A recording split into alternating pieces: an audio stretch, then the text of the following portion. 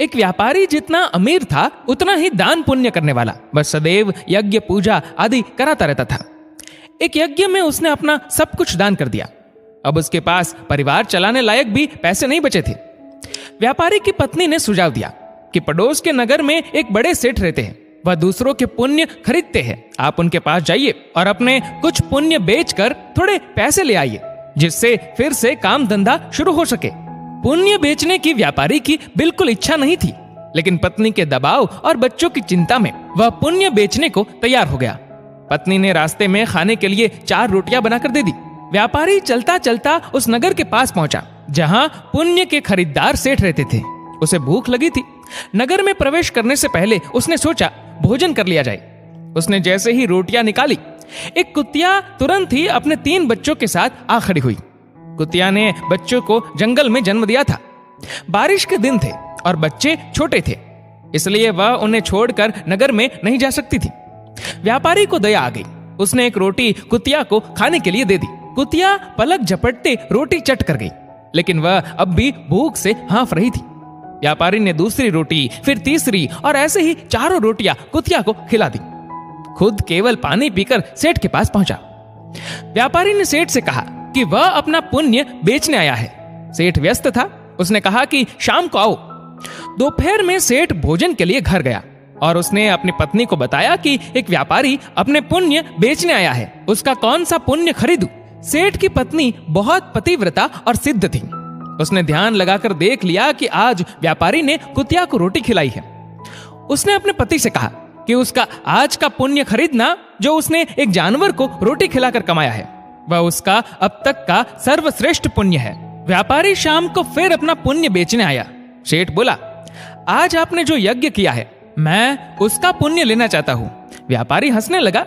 उसने कहा कि अगर मेरे पास यज्ञ के लिए पैसे होते तो क्या मैं आपके पास पुण्य बेचने आता।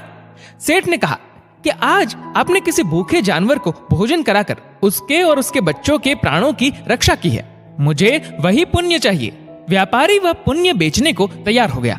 सेठ ने कहा कि उस पुण्य के बदले वह व्यापारी को 4 रोटियों के वजन के बराबर हीरे मोती देगा। 4 रोटियां बनाई गई और उसे तराजू के एक पलड़े में रखा गया।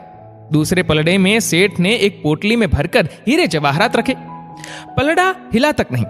दूसरी पोटली मंगाई गई, फिर भी पलड़ा नहीं हिला। कई पोटलियों के रखने पर भी जब पलड़ा नहीं हिला तो व्यापारी ने कहा, सेठ जी, मैंने विचार बदल दिया है, मैं अब पुण्य नहीं बेचना चाहता। व्यापारी खाली हाथ अपने घर की ओर चल पड़ा।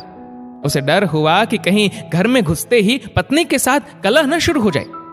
जहां उसने कुतिया को रोटियां डाली थी, वहां से कुछ कंकड़ पत्थर उठाए और साथ में रखकर गांठ बांध ली। घर पहुंचने पर पत्नी ने पूछा कि पुण्य बेचकर कितने पैसे मिले, तो उसने थैली दिखाई और कहा, इसे भोजन के बाद रात को ही खोलेंगे। इसके बाद गांव में कुछ उधार मांगने चला गया। इधर उसकी पत्नी ने जब से थैली देखी थी, उसे सब्र नहीं हो रहा था। पति के जाते ही उसने थैली खोली।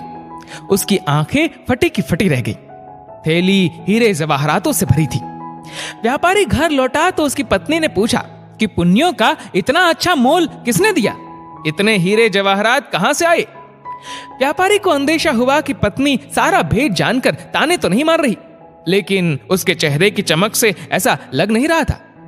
व्यापारी ने कहा, दिखाओ कहां है हीरे जवाहरात। पत्नी ने लाकर पोटली उसके सामने उलट दी।